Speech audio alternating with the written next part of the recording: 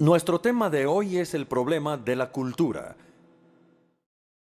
que es el obstáculo principal entre nosotros y Dios en términos de comunicación.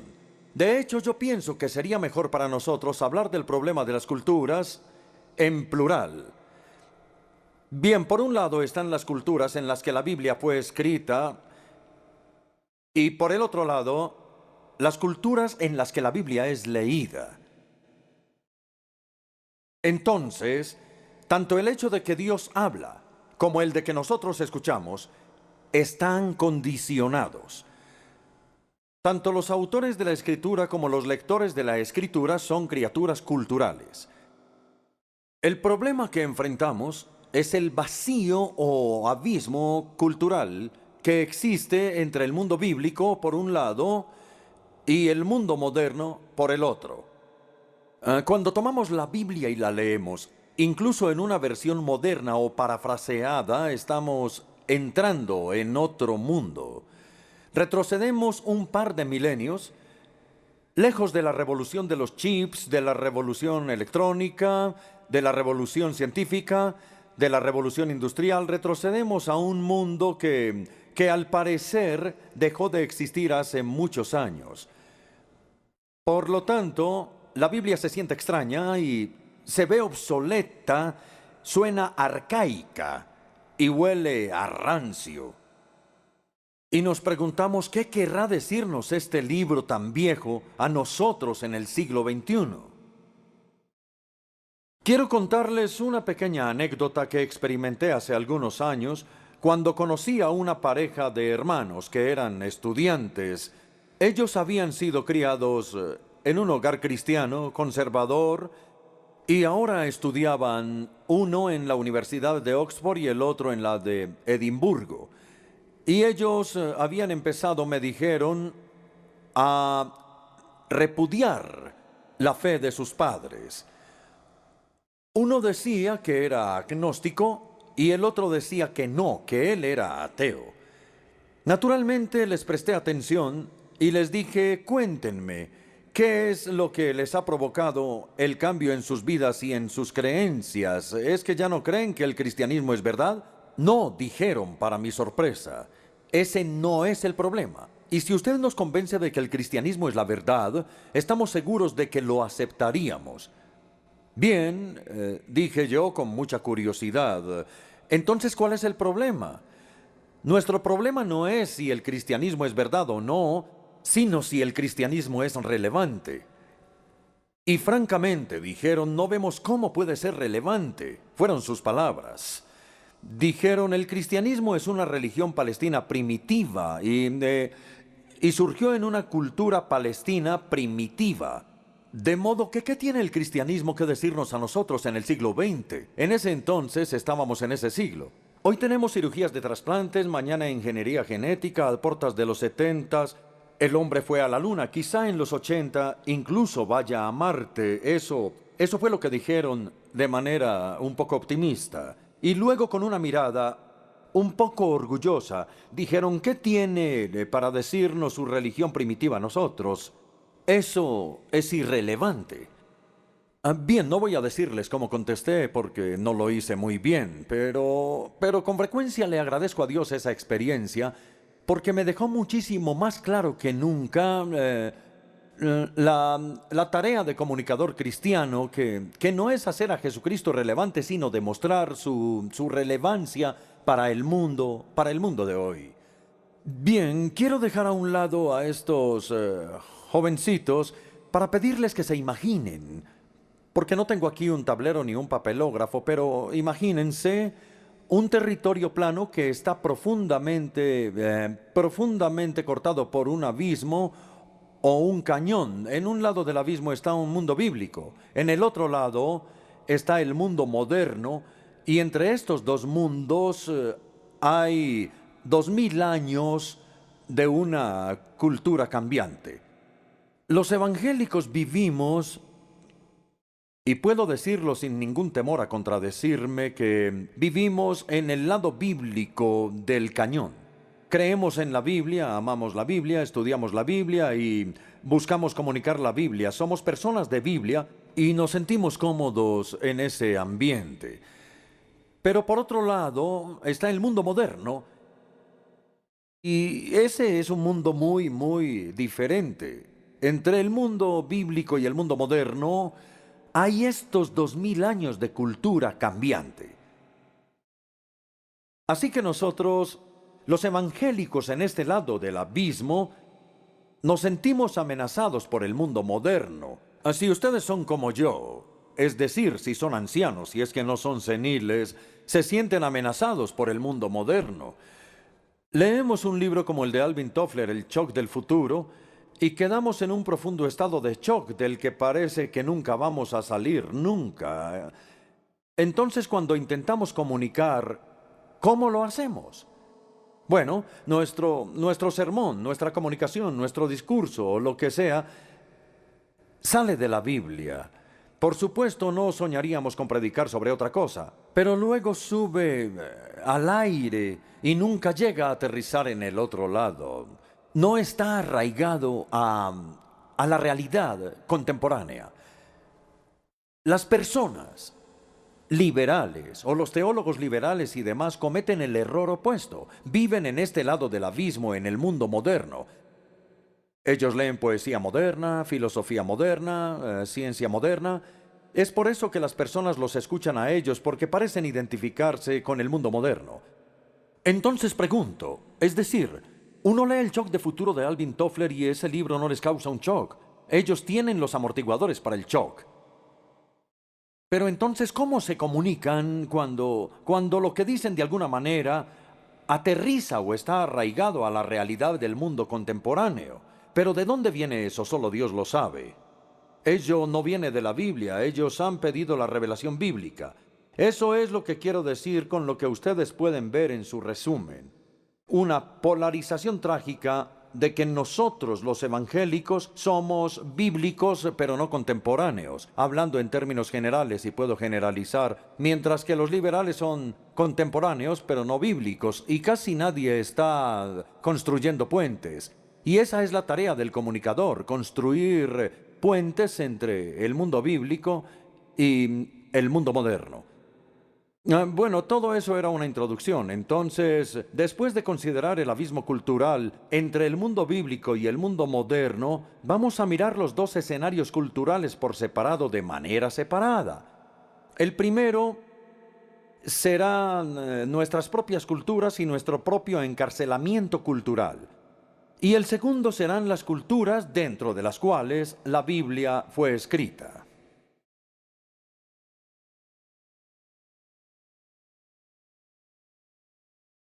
Empecemos por la primera mitad de la conferencia de hoy, nuestro propio encarcelamiento cultural. Sin duda están de acuerdo conmigo en que todos los lectores de la Biblia son parte e incluso prisioneros de su propia cultura. Es decir, ellos o nosotros hemos absorbido nuestra herencia cultural de manera no crítica. Y entonces la manera como pensamos, la manera como hablamos, la manera como nos vestimos, cómo comemos, cómo jugamos, son determinadas por nuestra crianza cultural. De allí el valor que tiene viajar. Cuando viajamos de nuestro país natal a otro, entonces se hace posible mirarnos a través de los ojos de otras culturas y es posible escucharnos a través de los oídos de otra cultura. Es posible incluso evaluarnos desde la perspectiva de la otra cultura. Y todo eso es una experiencia muy valiosa. Recuerdo muy bien hace muchos años, probablemente en la década de los 60, cuando fui por primera vez a Estados Unidos. Después de una conferencia, una mujer se me acercó por el pasillo para hablarme y ella tenía muchas perlas. Entonces se acercó y me dijo, ¡ay, cómo me gusta su acento! Yo estuve tentado a responderle, ¿cómo así que mi acento? Yo no tengo ningún acento, usted es la que tiene acento. Usted tiene acento estadounidense, yo hablo el inglés de la reina, pero usted no. Pero por supuesto no dije eso, solo me sentí tentado a hacerlo. Pero ahora les confieso con algo de vergüenza que ese fue el primer motivo por el cual yo me di cuenta claramente de que tenía un acento. Pero la verdad es que todos tenemos un acento y hablamos con acento. Años después de haber hablado con esa señora, estaba yo en las Filipinas. Y después de hacer mi conferencia, esta vez un niño como de 8 o 10 años vino a mí corriendo, levantó su cabeza, me miró a los ojos y me dijo, «Usted sí que habla gracioso». Y me he dado cuenta de que es verdad. Algunos de nosotros pertenecemos a las culturas secularizadas del Occidente y hemos absorbido más de lo que probablemente nos damos cuenta de los valores y estándares y estilos seculares. Mientras que otros, de pronto algunos de nosotros que estamos aquí hoy, hemos sido criados quizá en una cultura hindú, en una cultura budista, en una cultura tradicional china, en una cultura musulmana. Entonces, naturalmente, vemos las cosas desde ese punto de vista en el que fuimos criados. No podemos evitarlo. Nuestro trasfondo cultural es parte de nuestra identidad personal. La manera como nos acercamos a la Escritura se ve fuertemente influida por estas cosas. Nuestra herencia cultural hace que sea muy difícil estudiar la Escritura con una objetividad genuina. Hace que sea muy difícil para nosotros escuchar la Escritura con una mente abierta y una mente sin prejuicios. De hecho, sería imposible hacerlo sin la gracia de Dios y la iluminación del Espíritu Santo, porque los anteojos con los cuales vemos la Escritura tienen lentes culturales. Nuestro entendimiento de la libertad y la opresión, de la riqueza y la pobreza, de la iglesia y del Estado, del liderazgo, del matrimonio y de la familia y de muchas otras cosas, más inevitablemente se ve afectado por nuestro trasfondo cultural. Además, nuestra cultura no solamente incluye nuestra raza, nuestra nacionalidad, nuestros ingresos, sino que también incluye nuestro sexo, edad, trabajo, etc. Por ejemplo, quiero aclarar esto un poco más. ¿Cómo puedo, como hombre, leer la Escritura de la misma manera que una mujer que ha sido maltratada por un hombre machista? ¿O cómo puedo, como hombre adulto, apreciar las preguntas con las que las personas jóvenes vienen a la Escritura? O de nuevo, ¿cómo puedo yo, teniendo un trabajo seguro, sentir el rechazo que sienten las personas desempleadas que además son declaradas inválidas? ¡Qué horrible palabra! ¿O cómo puedo yo, como miembro de una sociedad opulenta, escuchar lo que la Escritura tiene que decir sobre los pobres? Los hombres y las mujeres, los jóvenes y los ancianos, asalariados, no asalariados, ricos y pobres, todos leen la Escritura de manera diferente, y nuestro trasfondo cultural puede evitar que veamos o que Dios quiere que veamos. De ahí la dificultad de escuchar. Es posible que Dios no pueda comunicarse con nosotros porque nosotros no podemos escucharlo a Él. Quizá porque estamos preocupados por nuestra propia agenda o porque estamos ciegos y sordos a su agenda o probablemente ambas cosas. Quizá nosotros vamos por ahí leyendo la Biblia. Quizá hacemos de manera devota lo que algunas veces es llamado la oración de la unión de la Escritura. Abre mis ojos para que pueda ver cosas maravillosas de ti, Señor. Y yo creo que por lo menos de vez en cuando Dios interrumpe esta oración y dice, un momento. ¿Qué te hace pensar que yo solo tengo cosas maravillosas para decirte en mi palabra? No, en realidad también tengo cosas incómodas, créemelo. ¿Estás preparado para escucharlas? Y yo creo que esa persona responde, no, yo solamente vengo a la Biblia para ser consolado. Yo no vengo a la Biblia para ser incomodado. Entonces ahí persiste la falta de comunicación. Si vamos a la Escritura con una idea preconcebida en nuestras mentes, nunca escucharemos el trueno de la voz de Dios. Y todo lo que escuchemos será lo que queremos escuchar, ecos tranquilizantes de nuestros propios prejuicios culturales. Y Dios se quejará tal y como lo hizo en Isaías 42. Sordos, escuchen. Ciegos, fíjense. ¿Quién es más ciego que mi siervo y más sordo que mi mensajero? Ahora bien, quiero ahondar en esto que muestra la infidelidad de la iglesia. Estoy seguro de que todos estamos de acuerdo en que durante toda la larga historia de la iglesia, pocas veces la iglesia ha estado en armonía clara con la palabra de Dios. En cambio, la iglesia frecuentemente ha sido justo lo que se le prohíbe ser, es decir, conformista. Se ha dejado moldear más por el mundo que por la palabra. Y en vez de desafiar el status quo, lo que ha es aceptado, y en vez de rechazar los valores y los estilos de vida del mundo, muchas veces los ha acogido. La iglesia generalmente se ha acomodado a la cultura que prevalece, ha saltado a los vagones de la moda y ha tarareado todas las melodías populares. Es el tema, como ustedes deben saber, del libro de Os Guinness, El archivo del sepulturero, cuyo subtítulo es La subversión cultural de la iglesia. Entonces, cuando la iglesia hace esto, lee la escritura a través de los ojos del mundo y racionaliza su propia infidelidad. Quiero darles uno o dos ejemplos rápidos del pasado, porque la historia de la iglesia está llena de ejemplos trágicos de los puntos ciegos que ha tenido en su historia. Yo me pregunto, ¿cómo es posible que los países cristianos no solo aprobaron, sino que también exaltaron las terribles cruzadas de la era medieval? ¿Cómo es posible que hayan intentado recuperar los lugares santos del Islam a la fuerza? ¿Cómo es posible que hicieran esas cosas en el nombre de Jesucristo?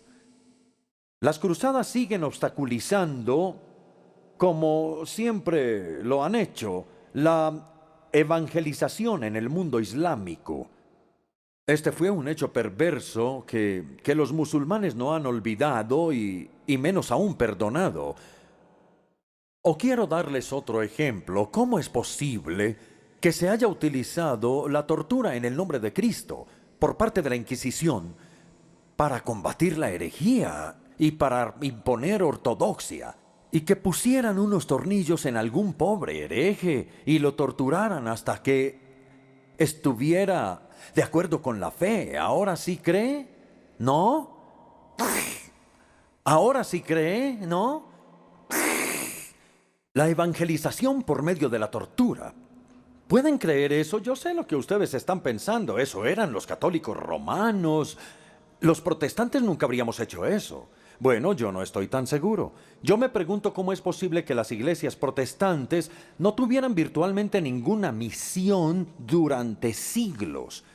Y cuando William Carey el Bautista dijo en la reunión de ministros, es posible que ustedes conozcan la historia, y sugirió que debía haber una misión a la India, y el presidente de la reunión dijo,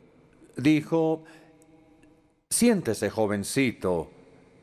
Y lo dijo con gran arrogancia. Siéntese, jovencito, cuando Dios quiera convertir a los hindúes, lo hará sin su participación ni su mente. ¿Acaso él no había leído la Gran Comisión? ¿Acaso no había leído la Biblia, que está llena de misiones? De nuevo, este era un punto ciego. ¿O cómo es posible que la cruel degradación de los esclavos y el comercio de esclavos no fuera abolida en el llamado Occidente cristiano hasta 1800 años después de Cristo? Gracias a Dios fue abolida en ese entonces, pero no debió haber sido abolida por mucho tiempo. ¿O cómo solo después de la Segunda Guerra Mundial se reconoce lo terrible de la discriminación racial y de la degradación ambiental? Esto por mencionar solo parte de esa verdad. Esta es una lista, digamos, de algunos de los principales puntos ciegos que han manchado el testimonio de la Iglesia en diferentes épocas. Ninguno puede ser defendido con la Escritura, y todos ellos se han debido a una mala lectura de la Escritura o a una falta de voluntad para someterse a la autoridad de la Escritura. El pueblo de Dios estaba enceguecido por la tradición. No podían ver lo que Dios quería que vieran. Tenían otras agendas. No querían escuchar nunca la agenda de Dios. Bien, pero todo eso es el pasado. ¿Qué hay del presente? ¿Qué hay de la ceguera contemporánea? Es muy fácil criticar a nuestros antepasados cristianos por su ceguera, pero es mucho más difícil ser consciente de nuestros puntos ciegos. ¿Y qué verá, me pregunto yo ahora, qué verá la posteridad como nuestros principales puntos ciegos al principio del siglo XXI? Cuando se escriba la historia de la Iglesia de principios del siglo XXI, ¿qué van a decir los historiadores sobre nosotros? ¿Se han hecho esa pregunta? Yo creo que ellos van a decir, ¿cómo es posible que esos buenos cristianos, bien educados y bien intencionados, cristianos del All Souls, en ese día de febrero, cómo es posible que ellos no hayan visto? ¿No hayan visto qué? Ustedes deben responder a esa pregunta. Por mi parte, yo creo que diría que una cosa es la desigualdad económica del norte y del sur y que sigue, a pesar de que hay buenos intentos por superarla. Pero la continua presión económica del norte sobre el sur es muy evidente, y aquellos de nosotros, que yo creo que somos la mayoría de aquí, que vivimos en circunstancias opulentas, debemos simplificar nuestro estilo de vida económico, no porque pensemos que eso va a solucionar los problemas macroeconómicos del mundo, sino sencillamente por su solidaridad con los pobres. Debemos preocuparnos más por los pobres de lo que lo hace la mayoría de los cristianos evangélicos. Otro punto ciego que creo que voy a mencionar, porque creo que es actual, es la amenaza del uso de las armas de destrucción masiva. Algunos cristianos, por supuesto, son pacifistas, y ha habido una tradición muy noble del pacifismo, y eso lo respetamos en la iglesia cristiana. Bien, otros defienden lo que se llama la teoría del mundo justo, pero en ambos casos, los que lo hacen siempre han insistido en que el uso de la fuerza es justificable solo si es controlado y discriminado. Pero las armas de destrucción masiva son intrínsecamente incontroladas e indiscriminadas, y por eso deben ser vedadas por la conciencia cristiana. La Iglesia Católica Romana las ha descrito a estas armas como un crimen contra Dios y contra el hombre mismo. Otras iglesias de todo el mundo han convertido varias veces las armas de destrucción masiva, pero nosotros los cristianos evangélicos, como un todo, si es que puedo generalizar, con algunas excepciones, individuales notables, nunca hemos hecho una protesta o un pronunciamiento público contra las armas de destrucción masiva. Bueno, estas son una o dos sugerencias que podemos pensar hoy. Ahora, quiero resumir. Debemos ser conscientes de que nuestra cultura nos enceguece, nos ensordece e incluso nos dopa. Tenemos que permitir que la palabra de Dios nos confronte y que penetre nuestros patrones protectores de pensamiento. Él puede hacerlo. Pero el primer paso para recibir su confrontación es darnos cuenta de la barrera tan fuerte que es la cultura para esta comunicación. Y luego debemos estar listos como segundo paso, en conclusión, para clamar a Dios que abra nuestros ojos, que destape nuestros oídos y que despierte nuestras conciencias dormidas. Porque, amigos, solo así podremos tomar las acciones correspondientes.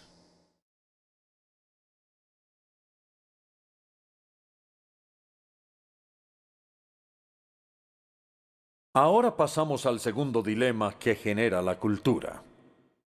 El primero era el problema creado por nuestro propio encarcelamiento cultural, y el segundo ahora es el problema creado por el condicionamiento cultural de la escritura como tal. Porque si nosotros los lectores de la Biblia somos criaturas culturales, también podemos decir que lo es todo el mundo, incluyendo los autores bíblicos. Este dilema es parte del principio de la historia del que hablamos la semana pasada. Y el principio de la historia dice que Dios ha hablado en contextos históricos y culturales específicos. Entonces, amigos, aclaremos que Dios no nos ha dado una verdadera revelación cultural, que Dios no nos ha dado un mensaje aparte de la cultura desde el cielo azul. Podemos decir que ninguna palabra de Dios fue hablada en un vacío cultural y que todas las palabras de Dios fueron habladas en un contexto cultural. Ya sea el antiguo cercano oriente, en el caso del Antiguo Testamento, o el judaísmo palestino en el caso del Evangelio, o en el mundo grecorromano en el caso de las epístolas. La pregunta que enfrentamos es esta. ¿El condicionamiento cultural de la Escritura limita su relevancia para nosotros? ¿O incluso su autoridad sobre nosotros? ¿Cómo puede una revelación divina que fue dada en el primer siglo después de Cristo y en una cultura palestina del primer siglo, cómo esta revelación puede tener vigencia aún a comienzos del siglo XXI? Si fue dada en términos culturales pasajeros, ¿cómo puede ser permanentemente válida? Si fue dada en términos particulares, ¿cómo puede ser universalmente cierta? ¿Acaso no debemos decir con el bien conocido teólogo liberal David Edwards: yo admito que gran parte de la Biblia está condicionada culturalmente y por consiguiente es obsoleta? Es una necesaria y lógica deducción. Pues no, yo argumento que no es así. Ciertamente toda la Biblia está condicionada culturalmente, pero por esa razón no quiere decir que sea obsoleta. Miremos el punto A de su resumen, que es el principio. El principio, como lo veo yo, puede definirse e ilustrarse de una manera sencilla.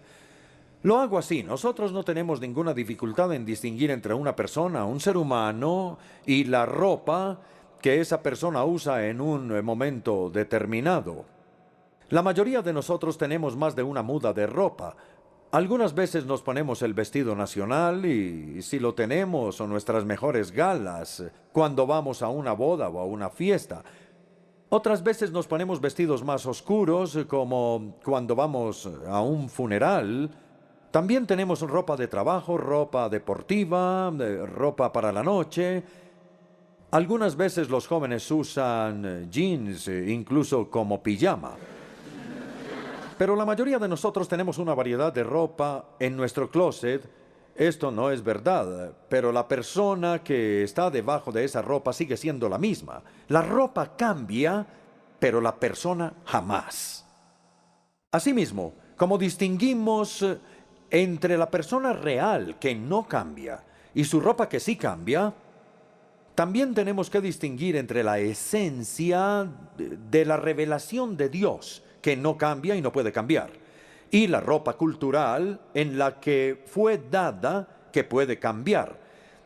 No importa lo anticuado que pueda ser el ambiente cultural de la Escritura, eso no afecta a la esencia de la revelación de Dios. Esta tiene una validez permanente y universal. Entonces, ahora que dejamos ese principio claro, el idioma cultural puede cambiar, pero la revelación esencial no cambia. Vamos a pasar al punto B y consideremos tres opciones posibles. Veamos, cuando vemos un pasaje bíblico que tiene un antiguo vestido cultural que se siente desactualizado porque se relaciona con costumbres obsoletas para hoy o por lo menos ajenas a nuestra cultura particular, ¿qué debemos hacer? Tenemos tres opciones. La primera la llamo rechazo total. Nos decimos a nosotros, bien, como la cultura es tan ajena, la enseñanza también es ajena y por lo tanto es irrelevante. Entonces sacamos un par de tijeras del bolsillo y cortamos esa porción de la Escritura de inmediato. Yo espero que ustedes no hagan eso. Eso no es lo que yo recomiendo. Eso es el rechazo total. La segunda opción es la opuesta. La llamo literalismo acartonado. O para ser un poco más inclemente, literalismo acartonado y poco imaginativo. Como el pasaje es parte de la palabra de Dios, dicen estas personas, debe ser preservado como está literalmente en la Escritura. Tanto la esencia como la forma cultural tienen la misma autoridad. Descartar alguna sería manipular la palabra de Dios y seríamos culpables de un liberalismo incipiente. Nuevamente, espero que ustedes no hagan esto, ¿eh? El liberalismo acartonado y poco imaginativo. La tercera forma, que es bien centrada, se llama adecuadamente transporte cultural. Se trata de identificar la revelación esencial de Dios con miras a preservarla, separarla por completo de su ropa cultural y revestirla después. O si lo prefieren, recontextualizarla en los términos modernos, culturales correspondientes. Transporte cultural es una buena frase porque la palabra transporte es una palabra con la que ya estamos muy familiarizados en el contexto musical. Transportar una pieza musical es ponerla en un tono diferente del que fue escrita originalmente y transportar un texto bíblico es ponerlo en una cultura diferente de la que fue dado ese mismo texto. Entonces, en el transporte musical, la melodía y la armonía siguen siendo las mismas, solo que el tono es diferente. De igual modo, en el transporte bíblico, la verdad sigue siendo la misma y solamente la expresión cultural de ella es la que cambia. Podemos decir de una manera un poco irreverente que el rechazo total es lanzar al bebé con el agua de la tina. El literalismo acartonado es quedarse con el bebé y con el agua de la tina. El transporte cultural es quedarse con el bebé y cambiar el agua de la tina, y eso es lo que tenemos que aprender a hacer. Entonces ahora en el punto C vamos a ver algunos ejemplos de transporte cultural. Vamos a empezar con dos muy fáciles y hablaremos del tercero solo si encuentro el valor suficiente para hacerlo en este momento. Primero que todo está el lavado de pies. Recordarán ustedes que en el Evangelio de Juan, capítulo 13, durante la última noche que Jesús pasó con los discípulos, antes de la crucifixión, en medio de la cena Él se levantó, tomó una toalla y lavó y secó los pies de sus discípulos, y esta es una historia muy conocida. Cuando Jesús retomó su lugar, después de haberles lavado los pies, les dijo, pues si yo, el Señor y el Maestro, les he lavado los pies, también ustedes deben lavarse los pies los unos a los otros. Les he puesto el ejemplo para que ustedes hagan lo mismo que yo he hecho con ustedes. Jesús les dio a sus discípulos un mandamiento sencillo de lavarse los pies de manera recíproca, mandamiento que yo creo que todos hemos desobedecido. Probablemente hemos creído que no es necesario obedecerlo. Entonces, ¿cómo manejamos un pasaje cultural como este en la Biblia? En los días de Jesús, lavarse los pies era una práctica cultural común. Cuando alguien era invitado a cenar en casa de un amigo, quizá caminaba descalzo o en sandalias. Las calles estaban muy polvorientas y sucias, y al llegar a la casa del amigo, un esclavo lo recibía y le lavaba los pies. Sin embargo, hoy toda la cultura, toda, ha cambiado. Las calles son limpias hoy en día y llevamos zapatos y medias o zapatos y calcetines. Viajamos en auto o en transporte público y, bueno, al llegar a la casa de los amigos, ningún esclavo va a recibirnos, porque ahí no hay esclavos. Nuestro huésped nos saluda y nos dice, ¿puedo lavar tus pies? No, no hacen eso. Sino que dicen, ¿quieres lavarte las manos? Como pueden ver, toda la cultura es diferente. Entonces, ¿qué hacemos? Pues miremos las tres opciones. un rechazo total. Lavarse los pies no es parte de nuestra cultura occidental. O el literalismo acartonado. Debemos ir y decirles a las personas, disculpe, ¿será que puedo quitarle los zapatos y las medias para lavarle los pies? No hacemos eso. Seguramente ustedes piensan que el Papa, si lava los pies de 12 personas pobres en Roma el Jueves Santo, los menonitas tienen una ceremonia para lavar los pies en la Cena del Señor. Y hay algunas iglesias africanas y asiáticas que también preservaron esta costumbre. Pero al estudiar este pasaje yo pienso que Jesús no se estaba refiriendo a una ceremonia ni a un ritual de lavar los pies. Se estaba refiriendo a una práctica cultural común de su día. Entonces la tercera opción es el transporte cultural. Intentemos reconstruir la situación. Veamos. Los apóstoles se habían sentado a cenar con los pies sin lavar. No había ningún esclavo ni siervo presente que les lavara los pies y sentían orgullo al mirar los pies de los demás.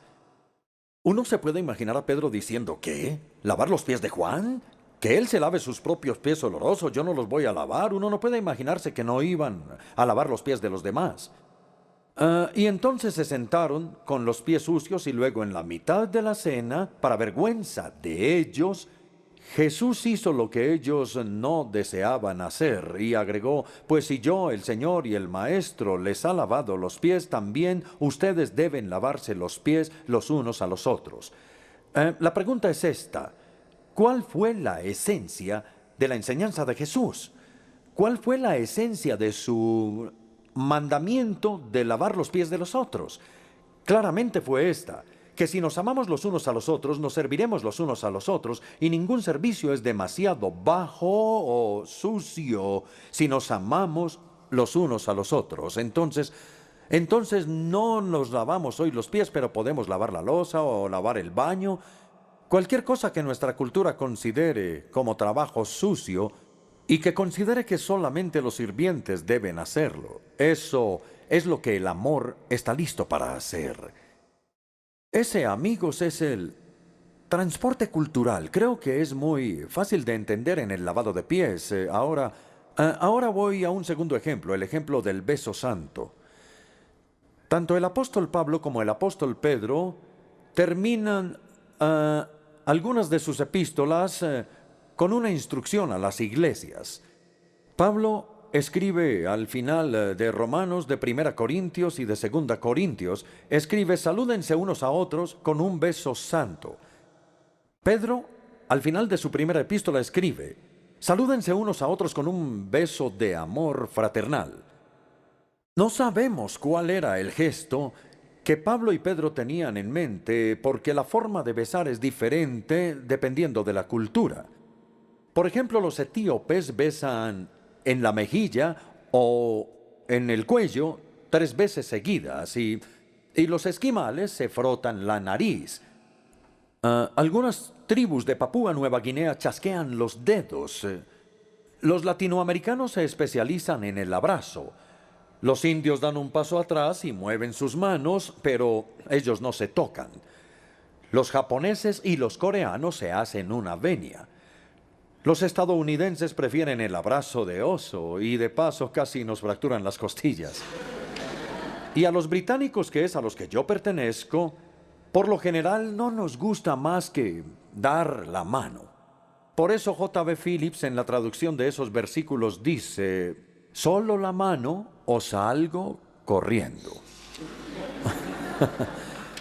Pueden ver ustedes que la forma cultural no importa siempre y cuando exprese amor y paz, siempre y cuando sea un beso santo, un beso con abnegación y pureza, y siempre y cuando sea aceptable en la cultura en la que nosotros nos encontremos. Lo que importa es que cuando los cristianos nos encontremos, no solo nos saludemos verbalmente.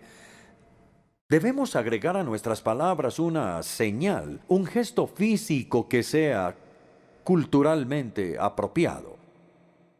Bueno, sé que esos 2 ejemplos fueron bastante sencillos. ¿Será que tengo el valor para continuar? Creo que sí. Esta ah, práctica del transporte cultural puede aplicarse a muchas situaciones, especialmente cuando hay un doble nivel de discurso, es decir, la doctrina o la ética, que es la revelación esencial, y luego la expresión cultural subyacente. Se pueden encontrar con otros ejemplos, pero tienden a ser más difíciles. Entonces yo me pregunto y les pregunto a ustedes, ¿será que este transporte cultural podría ser la manera de resolver el acalorado debate sobre el ministerio de las mujeres en la iglesia de hoy? Por un lado, lo que es claro en la Escritura es que aunque el hombre y la mujer son iguales en dignidad ante Dios, son diferentes en otras cosas, y que Dios le ha dado al hombre lo que Pablo llama un cierto liderazgo, lo que significa, creo yo, más una responsabilidad que una autoridad. Y este liderazgo de Pablo debe ser explicado de esta manera como una responsabilidad. Por un lado, eso está claro. Y por otro lado, usar velos era un símbolo cultural de sumisión a la autoridad en esos días. Entonces yo me pregunto, ¿es posible que la exigencia de guardar silencio, así como la exigencia de usar velos, sea otro ejemplo del transporte cultural? Si es así, debemos afirmar que el liderazgo del hombre es permanente porque lo que la creación estableció no lo puede destruir ninguna cultura. Pero los velos y guardar silencio pueden ser expresiones culturales de esto y podría variar según la cultura. Yo sé que esto es una introducción algo corta y tentadora a este tema, pero es muy complicado, creo yo, para manejarlo en un tiempo más largo. Ahora voy a dar la conclusión. Quiero darles en conclusión dos palabras para tranquilizarlos, que yo creo que necesitan escuchar ustedes. A. La transposición cultural es adecuada solamente cuando hay dos niveles de discurso. La instrucción doctrinal o ética tomadas por un lado y la expresión social o pastoral por el otro.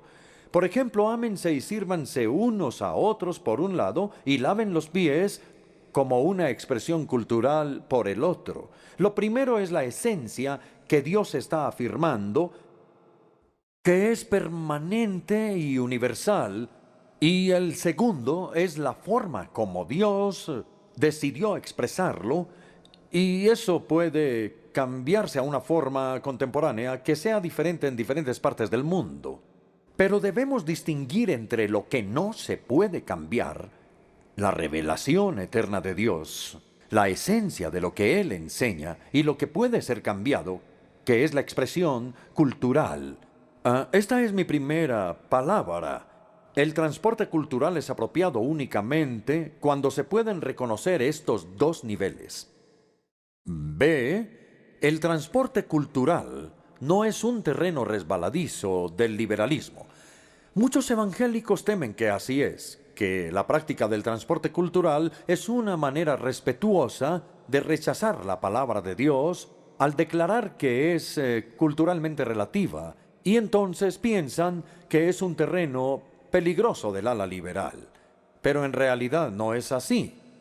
El propósito del transporte cultural no es evitar o saltarse pasajes de la Escritura, sino hacer que nuestra obediencia sea contemporánea. El propósito no es desobedecer, sino obedecer con un sentido. Ese es el propósito del transporte cultural. Consideremos una vez más las tres opciones que tenemos que tener claras en nuestras mentes. Si rechazamos tanto la revelación como el vestido cultural, obviamente no podemos obedecer. Si les damos a estos dos aspectos una validez permanente y universal, nuestra obediencia va a ser muy mecánica. Pero en tercer lugar, solo si transportamos la palabra de Dios en una forma cultural contemporánea, nuestra obediencia va a ser viva, contemporánea y relevante.